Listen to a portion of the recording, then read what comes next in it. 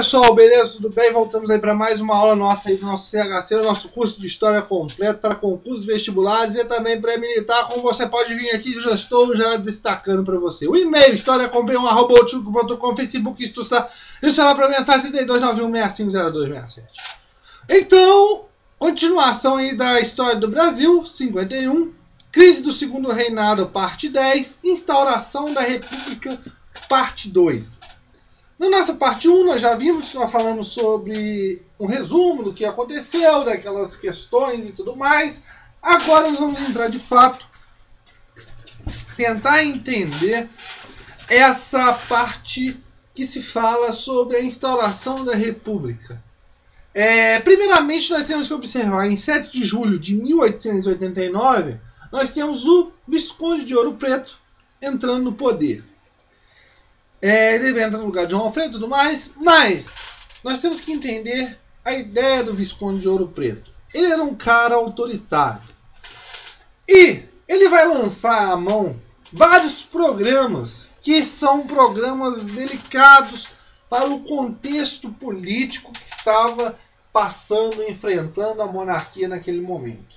A monarquia estava em crise. Eram os últimos dias de vida da monarquia no Brasil. E com isso, ele vai levar alguns programas, como combater as pessoas antimonarquistas, as pessoas que estavam levando a ideia de derrubar ideias contrárias, ideias de oposição contra a monarquia. Tranquilo, pessoal?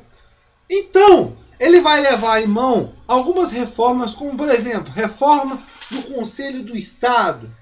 Ele vai levar a reforma também contra a vitalicidade do Senado. E vai tentar também equilibrar o orçamento do país, nesse momento, através de novos impostos.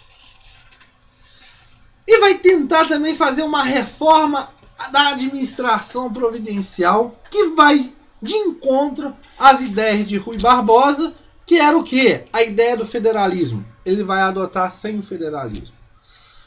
E, no outro ponto, pessoal, ele vai entregar as pastas, né, do Exército e da Marinha a militares. Isso ele vai quebrar uma tradição, porque essas pastas eram entregues a civis. Ele vai entregar ao Barão de Ladrário e de Maracaju. Tranquilo, pessoal? Então, você observa o quê? Que o próprio Visconde de Ouro Preto, né, em seu livro O Advento da Ditadura Militar, ele vai falar que ele temia esse exército insubordinado. Ou seja, ele temia que esse pessoal chegasse ao poder. Ele vai até fazer uma reorganização da Guarda Nacional para tentar defender o governo do próprio exército. Tranquilo, pessoal? Rui Barbosa, com suas ideias federalistas não sendo aceitas nesses programas de Visconde de Ouro Preto, ele vai levar à mão artigos, né? E esses artigos, pessoal, vai sair num jornal chamado Diário das Notícias, que vai, ao mesmo tempo, levar vários, como que eu posso dizer, explorar o descontentamento entre o exército e o governo monárquico. Pessoal, é interessante que vão ser levados vários boatos, né? Os republicanos vão levar a mão de vão lançar vários boatos contra Visconde de Ouro Preto. Entre esses boatos, dizem que ele queria dividir o exército que estava indisciplinado em várias províncias do Brasil, né? Só que o Visconde de Ouro Preto era um cara muito orgulhoso e ele não rebatia esses boatos proferidos aí por ideias republicanas, né? E o que você vai observar, pessoal? Até mesmo ele teria convidado 45 militares para um baile na Ilha Fiscal. E nesse baile, ele não rebate esses boatos. O cara era um pouco orgulhoso, né? Ele não queria nem saber do que estava acontecendo. Como eu já falei, em 7 de junho de 1889, ele sobe ao poder. Mas no dia 14 de junho, pessoal, você vai ter uma comemoração no Rio de Janeiro sobre o centenário da Revolução Francesa. Essa passeata, esse movimento republicano que vai acontecer, essa passeata republicana, ela vai seguir as ruas cantando, né, a Marselhesa, né, o hino da República Francesa, onde esse hino era cantado muitas vezes nas reuniões republicanas, mas agora ele será cantado nas vias, nas avenidas e tudo mais, tranquilo, nas ruas do Rio de Janeiro. Esse pessoal será reprimido, né, pela guarda, os chamadas guardas negras, né, que era muito pessoal voltado aí à ideia da capoeira e tudo mais, serão reprimidos. Beleza. Já houve um conflito aqui entre ideias republicanas e o governo autoritário aí da monarquia. Pessoal, é interessante que Deodoro da Fonseca chega em setembro de 1889 ao Rio de Janeiro. Ele volta daquela saída dele que proposicionalmente mandaram ele para Mato Grosso, né? O João Alfredo mandou ele para Mato Grosso, numa contenta lá no destacamento, para resolver problemas de fronteiras, né, entre Paraguai e Bolívia e tudo mais. O Brasil estava ameaçado e aquelas coisas e tudo mais. Deodoro volta em setembro de 1889 para o Rio de Janeiro. Ele volta um pouco indebilitado, né, por causa de sua saúde e tudo mais. Mas esses republicanos, pessoal, eles vão usar do prestígio, né, em parte do exército, por Deodoro da Fonseca, para levar Deodoro para o seu lado e então dar o golpe final à monarquia. Pessoal, é interessante que Visconde de Ouro Preto, ele não visita Deodoro da Fonseca quando ele volta sabendo que ele está debilitado na parte de sua saúde.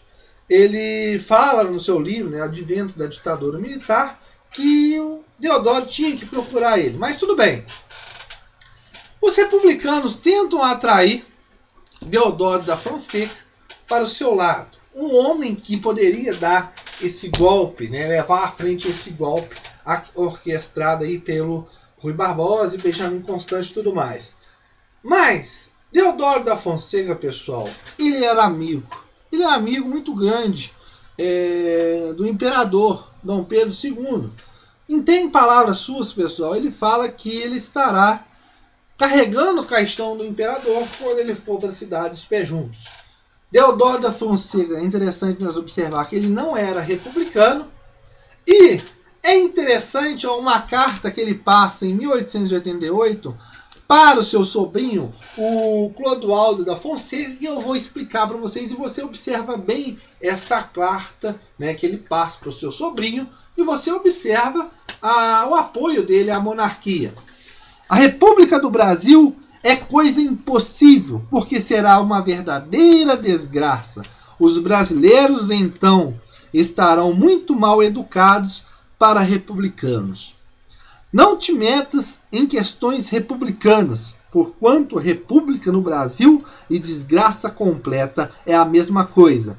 Os brasileiros nunca se prepararão para isso, porque sempre lhes faltarão educação e respeito para isso. Então essa carta, né, essas palavras de Deodoro da Fonseca, passado para o seu sobrinho Clodoaldo da Fonseca em 1888, isso demonstra essa aproximação de Deodoro com o imperador, e vindo que o Brasil não estava preparado para as ideias republicanas, não estava educado para essas ideias republicanas. Tranquilo, pessoal? E o que vai acontecer? Surge a ideia de Benjamin Constant, né, a figura de Benjamin Constant, para fazer essa pressão sobre Deodoro da Fonseca para tentar converter ele às ideias republicanas.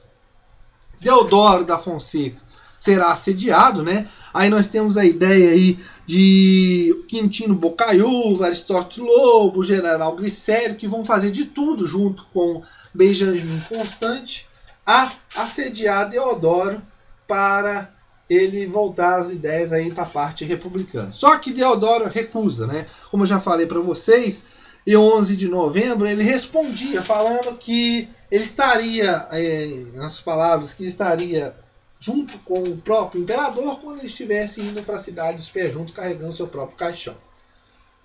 Só que, pessoal, em 12 de novembro eles conseguem conquistar as ideias o pensamento de Deodoro da Fonseca.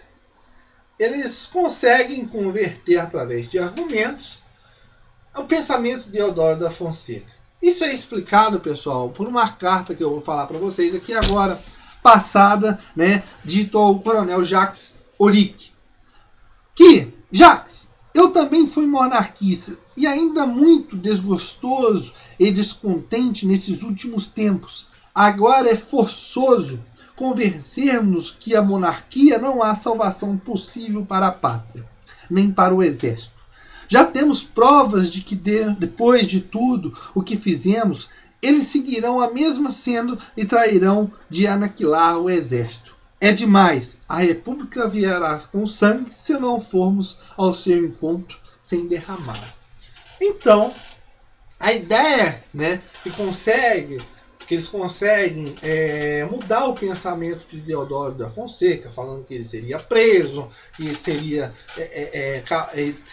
posto à extinção do exército. Eles conseguem, com esses argumentos, com esses boatos, mudar o pensamento do Deodoro da Fonseca, e é demonstrado nesse momento aqui, através dessa carta. Na noite de 14 de novembro, há mais boatos a respeito de Deodoro da Fonseca. Eles levam o boato agora de que Deodoro da Fonseca seria preso. Então, nesse caso, claro que isso é forjado pelos próprios republicanos, porque Visconde de Ouro Preto fala que nunca passou em sua cabeça prender Deodoro da Fonseca, mas Deodoro da Fonseca, com isso, com esse boato, ele toma as dores e fala: não, agora nós temos que pôr fim a essa monarquia. E vai, em 15 de novembro pela manhã, depor o Visconde de Ouro Preto. Pessoal, ele depõe na frente do quartel-general, o Visconde de Ouro Preto falando e tudo mais. E Deodoro fala ainda que ia levar esta causa para o imperador, para ele mudar essa pasta ministerial.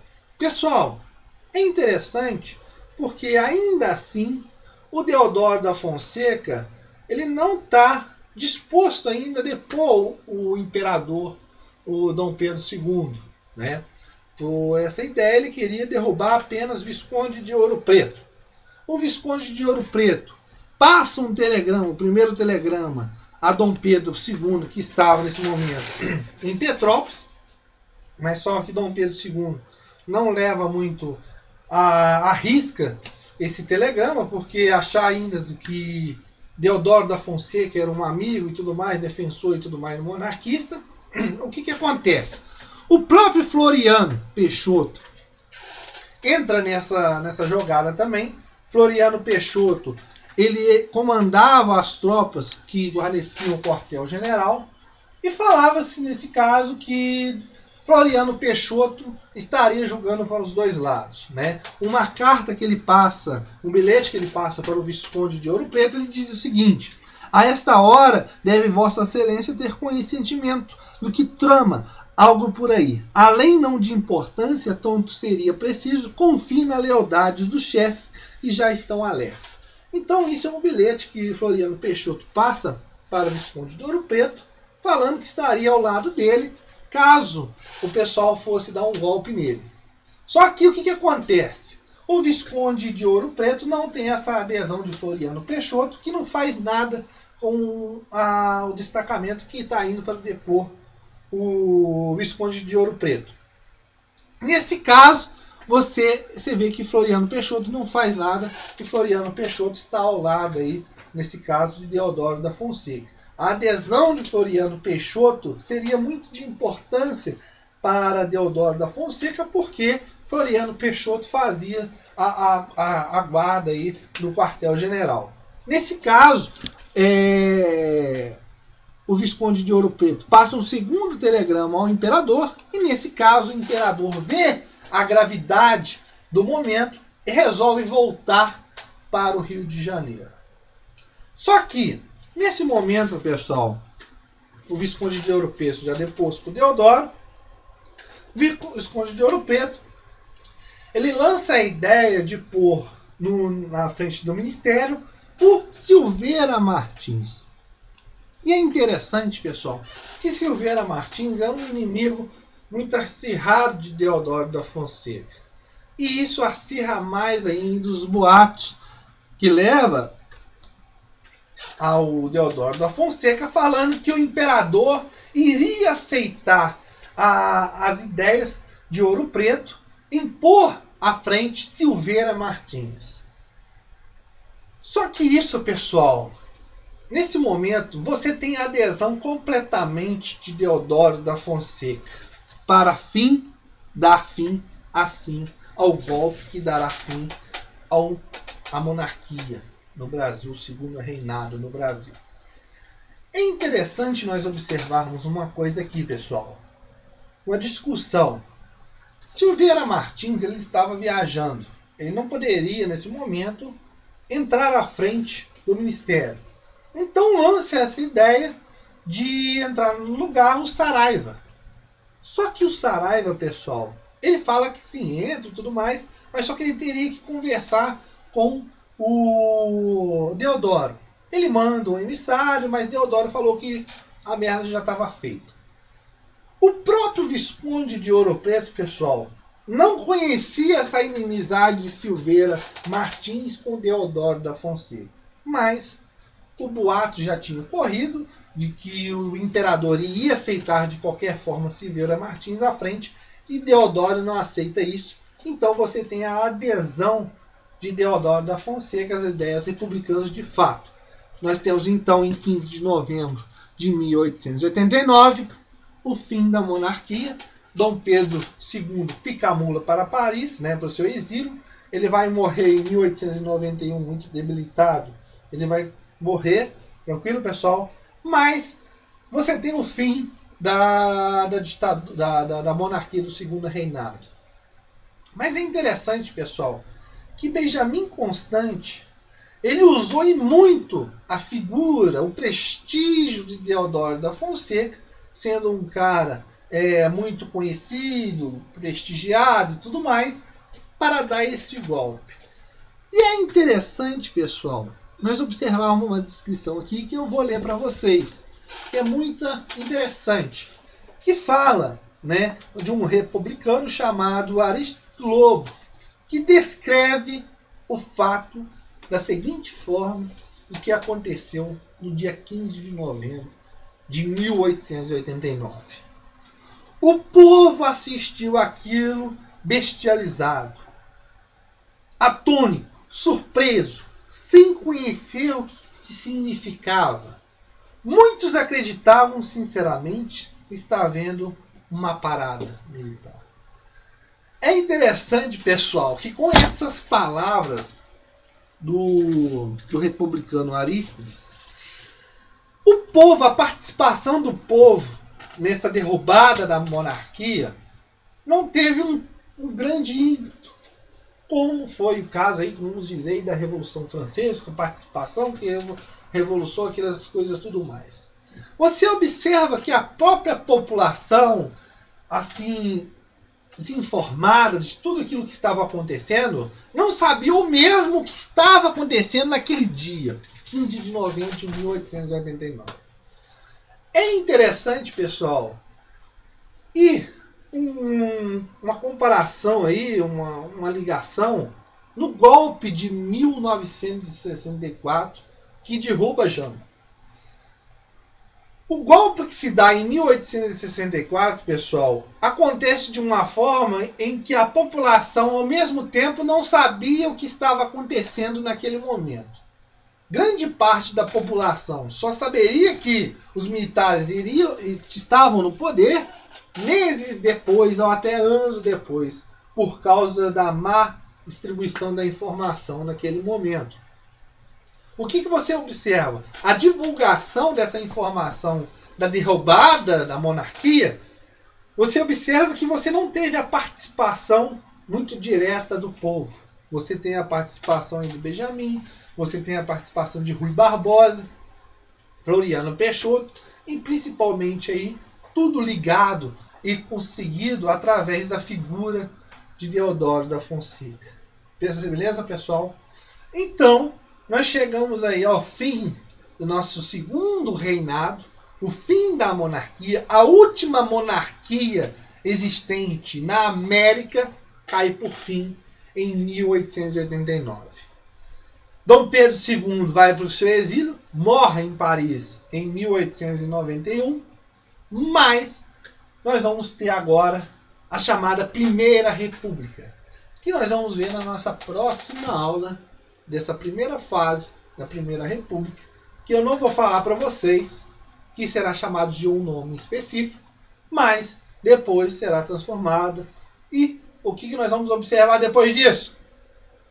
Basta você ver as nossas próximas aulas. Mas é interessante aqui nós observarmos que esse golpe que é dado na monarquia é um golpe com boatos. É um golpe em que Deodoro da Fonseca ele é manipulado por Benjamin Constant, Rui Barbosa, Quintino Bocaiúva, com essas ideias republicanas. Essas ideias republicanas vão manipulando Deodoro da Fonseca, que era um cara muito ligado, como nós já vimos aí, ele passando uma mensagem um ano antes, 1888, para seu sobrinho, dizendo que a população não estava, naquele momento, preparada para as ideias republicanas. Como que isso iria acontecer um ano depois?